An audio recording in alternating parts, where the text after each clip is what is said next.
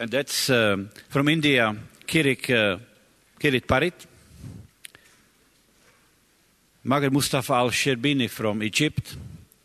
Lea Kauppi representing Finnish NMO. Andrew Johnson representing Australia. And Yuri Kostichenko from Ukraine.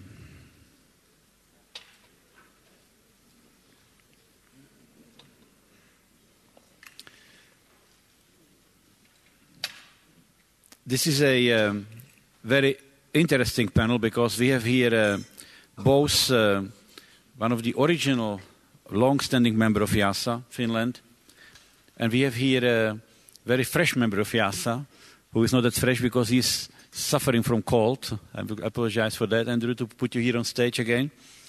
And we have here Ukraine, of course, which is a kind of new member of IIASA because of the change in the geopolitical setting. And India, which is representing one of the BRIC countries. India will start with a short framing talk. Thank you. We have been asked to look at the technology transitions that's taking place in... I think the pace of technological change is accelerating, and we are all in a state of perpetual transition. Because of the rapid change of technological progress in the world, we will see that there have been impact on economic, ecological, societal, and political aspects of the world. In the economic sense, we see that with rapid technological progress, there is fast new products keep coming up, there is faster obsolescence, the time available to recover the money that you spent in innovation is short, so you need larger and larger market, you need global markets, and it is a tendency to globalization and global firms. We also see that technological progress has accelerated development in many countries, economic development, and economic growth has been stimulated around the world. That we also see that here the role that intellectual property rights are playing is also becoming more and more important. In the ecological sphere, we see that technological progress-led economic growth has put enormous stress on natural resources of various kinds, and it's putting pressures on environment, and the sustainability of the world is threatened. Yet, in a sense, technology may provide the solution that we need. In a societal sense, we see that IT and its internet and cheap communication has created rising aspirations around the world, and that people are questioning old values. And in some sense, we also see the rise of reactive fundamentalism. In the political sphere, we see that regimes, paradigms, and ideas have changed. We have seen the Arab Spring. We see democracy spreading as people become aware and are able to connect to each other, and the silent majority has now found its voice in a sense. But in a sense also, vocal extremism, small extremism has become shriller in some sense. Now, question comes, what can IIASA contribute? Well, IIASA can anticipate change through its integrated multidisciplinary quantitative research, that it can sketch out connections and interconnections, accounting for various interdependencies. It can define options. It can create awareness. It can at national and global scale and also at local scale. It can thereby improve policies by providing scientific evidence-based analysis for forming global attitudes, and I think it can create capacity for such work. Now, how has this helped me or say India in a ways? And I can give me from my example. Energy project that was both my wife and I worked some years ago in the 70s on this is still growing strong as IIASA, has created, really provided a strong support to IPCC, and has created a certain amount of awareness about the global problems of energy. But I think that global awareness would not have been complete without the viewpoint and the perspective of developing countries that can be put in. Now we see today that energy access has become an important element of the global perspective. I think the way it helped me was this whole approach to attitude to looking at issues in a comprehensive manner. When I was a member of the Planning Commission in charge of energy, I was able to formulate the integrated energy policy for India, and that has now actually become accepted by the cabinet as India's integrated energy policy. So IIASA's the attitudes and approaches created at IIASA helped us in having a more integrated energy policy. In the latest GEA, the Global Energy Assessment, IIASA, my institute in India, has done a study which is India-specific, has really helped refine the GEA's approaches, and it has used a model which has the feedback and the rebound effect incorporated into it, and has contributed, in some sense, continues to contribute to that effort. I led from 80 to 86 the Food and Agriculture Program here at IIASA, and the program's primary objective is to find policies to deal with hunger in the world. And what is then, we showed through our effort that many commonly held beliefs were wrong, that producing more food in the world or becoming vegetarians would not really bring food to the poor. It would certainly reduce becoming vegetarian stress on land, water, and natural resources, but it would not impact on hunger. It showed the interdependencies of policies of different countries, how trade liberalization in one country can cause hunger in another, and so on. And I think it shows that many national models were developed.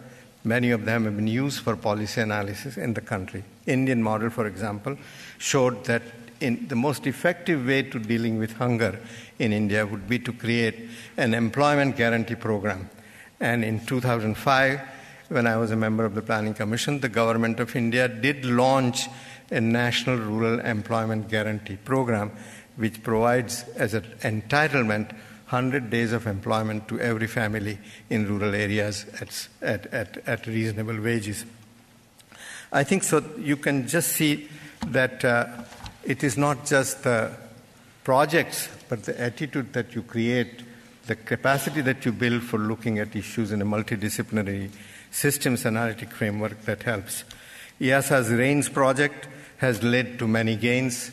We don't really think of Val's turbine anymore, and so on. One can go on in many ways, but I can say that this has really helped us. And the latest example I can give is that our institute has carried out a study of assessment of vulnerability to climate change of 20 major cities in India to find out really in a comprehensive way what kind of threats cities face in India. So to summarize, IIASA's approach is really not just in its institutes and in its projects.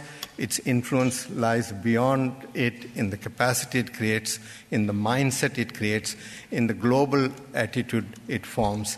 And I hope that IIASA will continue to do this in a more effective way for years to come. Thank you.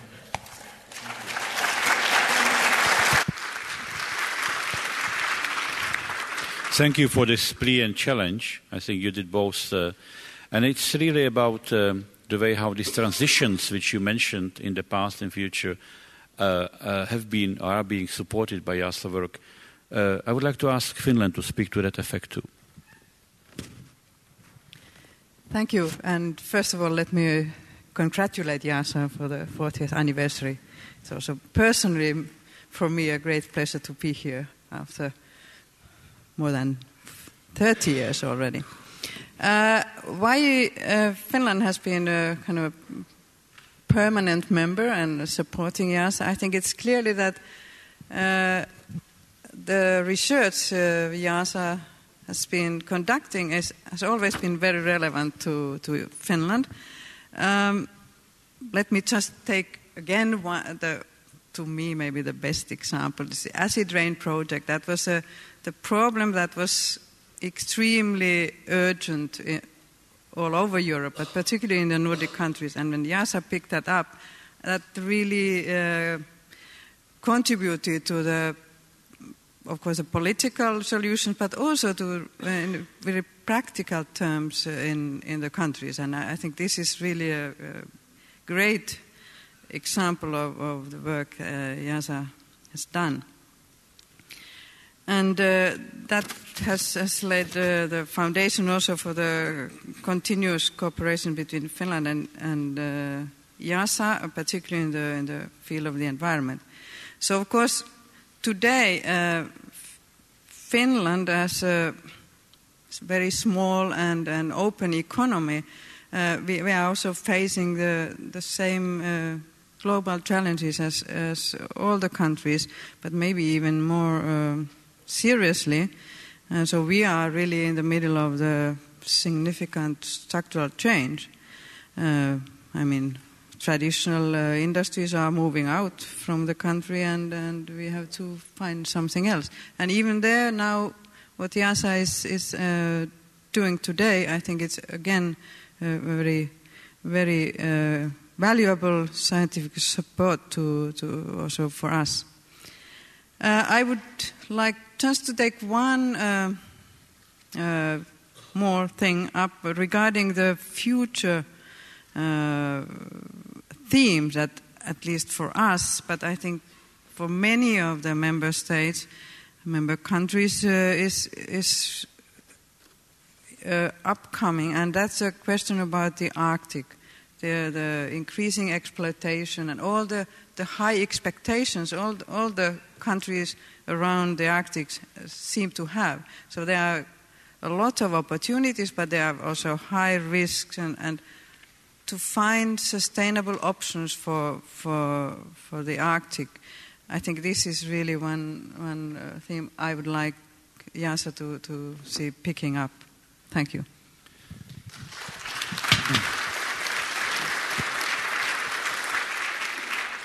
Thank you very much, Leah, for this statement. Let me just respond quickly for the Arctic issue. As we discussed it yesterday briefly, and we briefly reported, this is a momentum which is being built up very quickly. The interest comes from a couple of NMO countries, Russia leading the interest, but also countries, 7 countries out of 9 Arctic countries are IIASA member countries. So I think the kind of study or project around the feasibility or flexibility or whatever you call it, integrated Arctic features, will certainly happen. And I'm glad to hear that Finland is interested in that. Thank you again.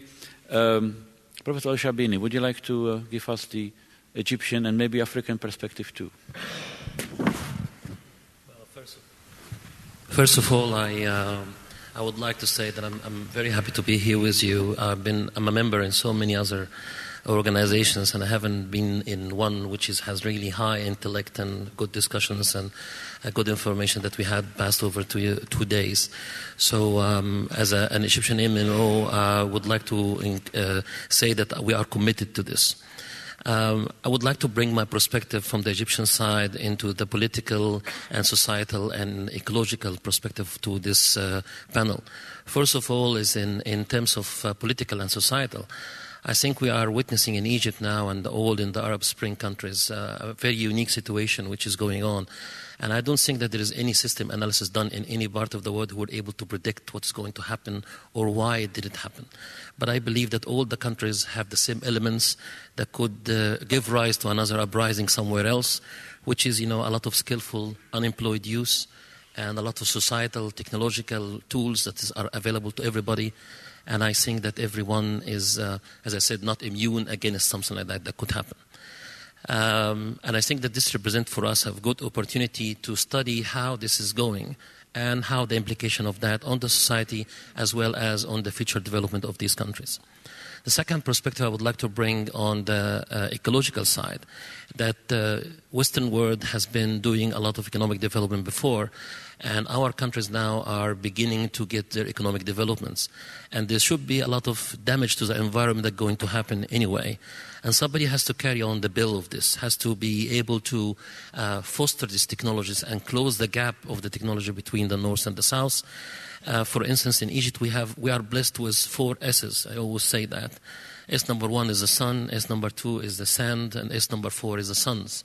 And we have plenty of these, and we are able to provide not only enough energy for our own, but also to feed all Europe and all the Western world with what we have. So we need to work on these issues. Finally, I would like to conclude by my wishes for IIASA in the future.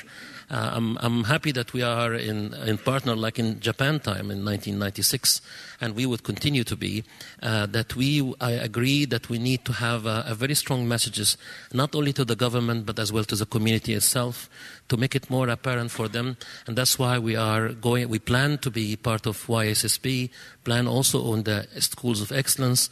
I think that these are very good initiatives, and I would like to congratulate you for it, and to continue collaborating and try to find ways for us so we can make our economic development and based on a scientific and a system analysis good way. Thank you very much.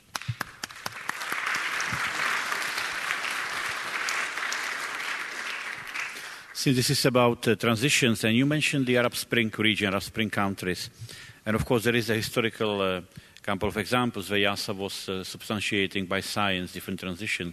Of course, the most important one was the formal East and West transition. As you said, the Arab Spring futures are integrated futures. It has all local, regional, global dimension. It has all resources, energy, water, everything in it. Do you see possibly IIASA role in doing maybe a study about the plausible pathways of the futures of the Arab Spring region? I certainly wish so. And we would be more than happy to collaborate on this and to do these studies. Because this is the only way forward. You have my promise, we will start to think about it. Okay. Thank you very much. You're welcome. Now, going now to Ukraine and then Australia. Yes, thanks.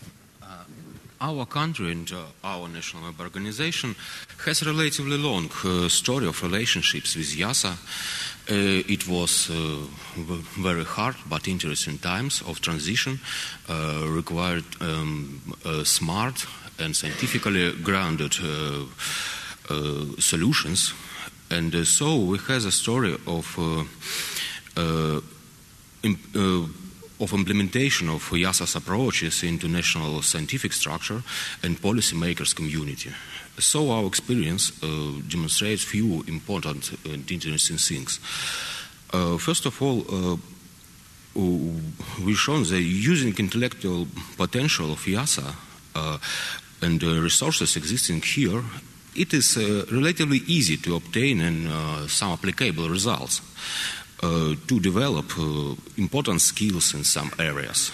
But at the same time, there is a great gap between result obtaining and its application or realization into policy making.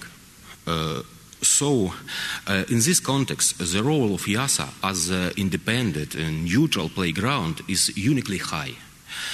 Because IIASA's reputation allows to collect, to ask key experts for discussing a topical problem, to organize wide forums in every place on key problems, and it is enough reason for policymakers to revise strategic documents.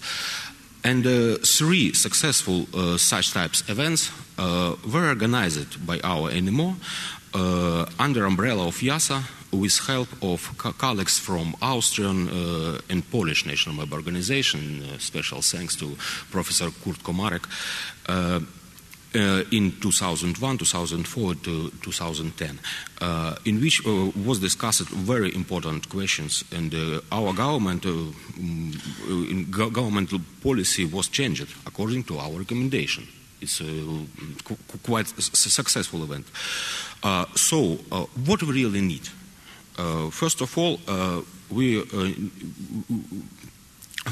need to create some monitoring system using IIASA intellectual potential to control governmental strategy, decision making, and link collective knowledge, our and IIASA collective knowledge, with practice of policy making through collaborative productive actions. I would like to address everybody to yesterday's speech of Professor Clark. This is the most effective way, in our opinion, to utilize IIASA intellectual potential and its neutral status to meet national interests. And this is the reason why we're glad to meet new initiative in field of horizontal NMO collective actions and flagship activity. Thank you. Thank you very much, Mr. I would like to comment on this. One of the flagship activities, which is cross NMO, is actually a new project being started between the Russian and Ukraine NMOs, with the support of future plans to investigate the futures of what we call the regional economic space between the new settings, Russia, Ukraine, Kazakhstan, but also relation with the European Union, Asian Pacific, and we are starting with a project which two NMOs are actually putting together. So this is what is really exciting future, supported by your NMO and Russian NMO. Australia. Thank you, Pavel, and apologies for my voice. It's almost disappearing. I hope you can hear me. One of the upsides is it hopefully has taken the edge off my very rough Australian accent, so hopefully I'll be a little more a little more intelligible than normal. Firstly, like everyone around here, Australia is delighted to be part of IIASA. We've been a member for a week, so we are the most junior member of this wonderful organisation. And so when you are new, you can ask lots of dumb questions and make naive comments. So within that context, I'll share a few perspectives with you. We've heard some fantastic insights this week about the mega trends that will affect humanity and how IIASA is poised to play a key role in responding to those. The imperative to do more with less, the critical threats to global ecosystems and so on. I don't plan on repeating those. There are three areas, however, where I think that perhaps I'd like to draw out within the context of posing a strategic challenge to IIASA in terms of how it sees itself positioning for those. The first is around the shift from east to west and north to south. I would like to see and encourage IIASA to have a clear view about how it sees itself positioning for the Asian century that we are now in. This is something that has been occupying a very significant amount of thinking in my own country. How do we as a nation position ourselves for that Asian century and the African century that will follow the Asian century? These are big strategic issues that I'd encourage IIASA to think about. The second is around demography. Last year, for the first time in human history, more people lived in cities than in the country. And in the next 25 years, there'll be more people aged over 60 than there are under 15. Again, that's the first time that's happened in human history. And so these things are particularly playing out in the Asian region. And so, again, a strong encouragement for IIASA to think very deeply about how it engages in the Asian region. The third area is around the digital society, or even the trend towards the virtual society, where everything that we see now in the real world will have some form of virtual equivalent over the next decade or two. And we've heard a lot at this conference about connectivity, which is wonderful. The downside of the connectivity is that the world is being swamped with information. People, societies, communities are struggling to discern, authoritative advice, quality advice from the masses of information that are out there for their digestion. And I think there's a huge opportunity and a huge challenge for IIASA to establish itself and grow its existing reputation as a trusted a source of global advice on some of these most pressing issues facing the planet. And that will require very significant investment, I think, from this organisation to realise that aspiration. The final point I'd make is, again, at this conference we've talked a lot about mega trends, but perhaps less about mega shocks. So in my own region, we're giving a lot of thought to a number of these, including price spikes for energy, mega shocks associated with pandemics, extreme weather events and so on. And so again, I'd encourage IIASA to think just as hard about how it can contribute to building global capacity to anticipate and respond to these global mega shocks as it has been doing with the mega trends. Thank you.